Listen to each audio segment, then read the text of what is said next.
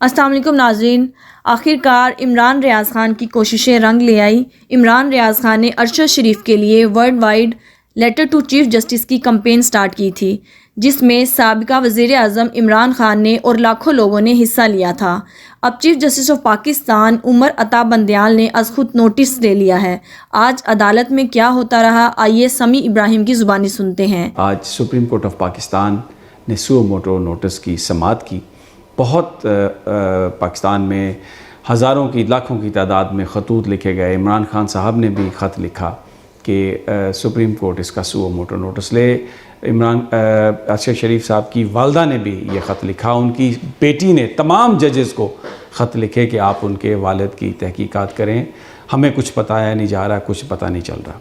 تو پھر رات سپریم کورٹ آف پاکستان نے آج 12:30 بجے سماعت رکھی اس کیس کی، اور 5 ممبر bench justice Umar Ata Bandial, justice Ijaz ul Ahsan, justice مظاہر علی نقوی، جسٹس محمد علی مظہر اور جمال خان مندوخیل، یہ بینچ میں تھے، اور آج اس کی سماعت ہوئی۔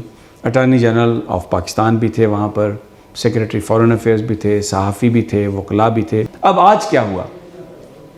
اٹارنی جنرل صاحب آئے اور انہوں نے، عدالت نے کہا کہ ایک فیکٹ فائنڈنگ کمیٹی کی رپورٹ تھی، وہ ہمیں نہیں آئی، کہاں پر ہے وہ؟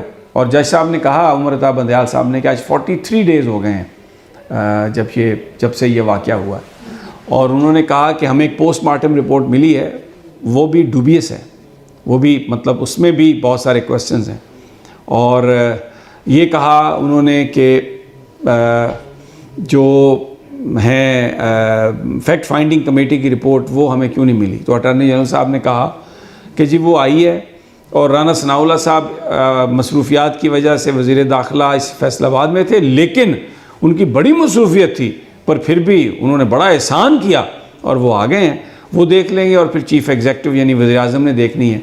تو اس پر کہا اعجاز الاحسن صاحب نے، جسٹس اعجاز الاحسن صاحب نے، کہ اب کیا وہ جو کمیٹی کی رپورٹ ہے، وہ تو جو بھی رپورٹ ہے ٹرانسپیرنٹ انداز میں پیش ہونی چاہیے، اور آپ سپریم کورٹ آف پاکستان کو وہ رپورٹ نہیں دکھا رہے، تو کیا اس کی اپروول ہوگی؟ وہ تو فیکٹ فائنڈنگ رپورٹ ہے، آپ یہ کہیں گے کہ یہ ایکسیپٹیبل ہے، یہ ایکسیپٹیبل نہیں۔ تو اس معاملے پر پھر عمر عطا بندیال صاحب نے کہا کہ آپ یہ کم از کم آپ یہ کہہ سکتے ہیں کہ جی بڑا سینسٹیو پارٹ ہے اس میں، تو کچھ حصہ آپ عدالت میں ڈسکس نہ کریں، ہم چیمبر میں آپ کو بتا دیتے ہیں۔ بٹ یہ کیا کہ جب تک وزیر اعظم صاحب اس کو نہ دیکھیں گے، ہم نہیں اس کو صاحب دے سکتے آپ کو۔ تو عدالت نے حکم دیا کہ آج شام تک وہ رپورٹ آپ دے دیں، اور کل ہم کریں گے اس پر پھر سماعت۔ دوسرا ایشو تھا کہ ایف آئی آر درج ہوئی ہے، تو سیکرٹری داخلہ صاحب کھڑے تھے وہاں پر، ایک منہ سے بات نہیں نکل رہی تھی۔ یہ وہ لوگ ہوتے ہیں چاپلوس قسم کے، ہر ایک کو خوش کرتے ہیں، تو کوئی ان کے منہ سے بات نہیں نکل رہی تھی۔ یہ چیف سیکرٹری بھی رہ چکے ہیں مجھے لگتا ہے پنجاب، تو ترقی اتنی کی ہے انہوں نے، تو ڈیفینیٹلی ان میں وہ کمال ہے کہ اپنے ماسٹرز کو خوش کرنا، آئیں بائیں شائیں۔ تو اعجاز الاحسن نے کہا کہ اگر ایف آئی آر ہی درج نہیں ہے تو آپ تحقیقات کیا کریں گے، انویسٹیگیشن کیا کریں گے آپ؟ تو پہلے آپ اس کی ایف آئی آر درج کریں۔ جسٹس مظاہر علی نقوی نے ویری رائٹلی پوائنٹڈ آؤٹ کہ جو پاکستان پینل کوڈ ہے اس میں پوری درج ہے ہر چیز، واقعہ کہاں پر ہوا، نہیں ہوا، کہ کیسے آپ نے ایف آئی آر درج کرنی ہے۔ تو پھر عدالت نے حکم دیا کہ آج شام تک آپ ایف آئی آر درج کریں۔ اب ایک بڑا سوال یہ ہے کہ ایف آئی آر کیسی ہوگی؟ کیا جیسی عمران خان پر حملے کی ایف آئی آر ہے کہ پولیس کی مدعیت میں؟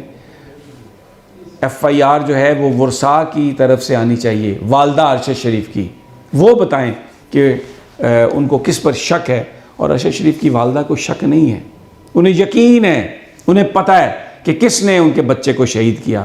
وہ پہلے دن سے یہ بات کر رہی ہیں کہ کس نے شہید کیا ان کے بچے کو، اور کوئی بھی ایف آئی آر جو ارشد شریف کی والدہ کی مدعیت میں درج نہیں ہوگی، صحافی برادری اس کو اور پاکستان کی عوام اس پر یقین نہیں کریں گے۔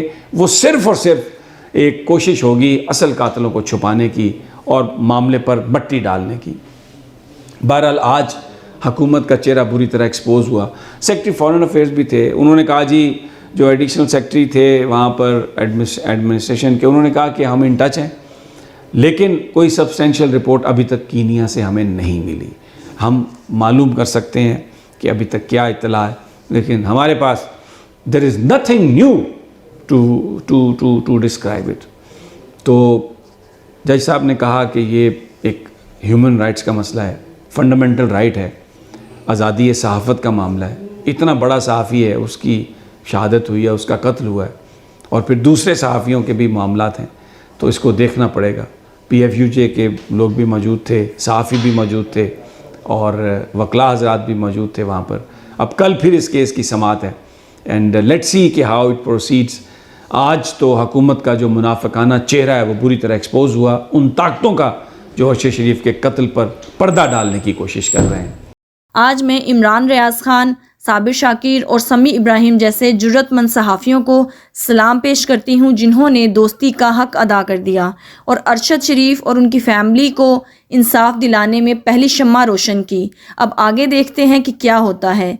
जितने भी जालिम हैं उन्हें इबरतनाक सज़ा मिलनी चाहिए, ताकि फिर कभी किसी के साथ ऐसा जुल्म ना हो सके।